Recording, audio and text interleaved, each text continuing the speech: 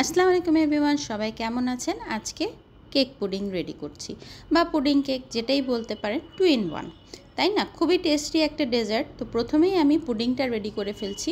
দুধটাকে কিন্তু 1 কেজি দুধকে ঘন করে নিয়েছি, একদম 1 পা বলতে পারেন, 1 পা করে ফেলেছি। তো আমি ডিম নিয়ে নিচ্ছি 5টা ডিমের মধ্যে দিয়ে দিচ্ছি আমি চিনি।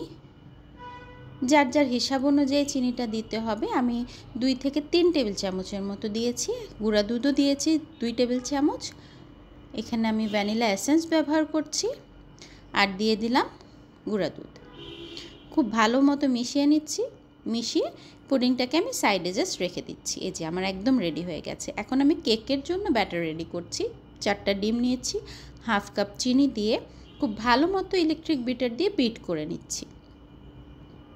খুব ভালো মতো সময় নিয়ে বিট করে নিতে হবে, একটা সুন্দর একটা ফোম আসা পর্যন্ত।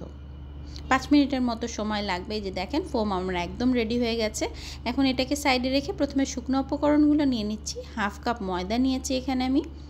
এখানে 3 চামচের মতো গুঁড়া দুধ,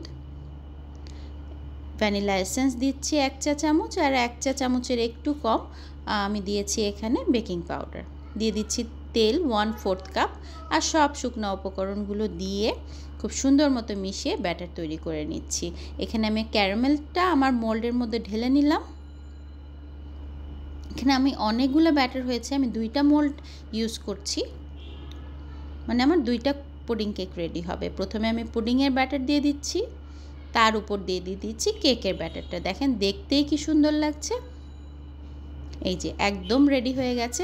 এখানে আমি 160 ডিগ্রি সেলসিয়াসে 40 মিনিটসের মতো বেক করে নিয়েছি। ইলেকট্রিক ওভেনে আমি করেছি।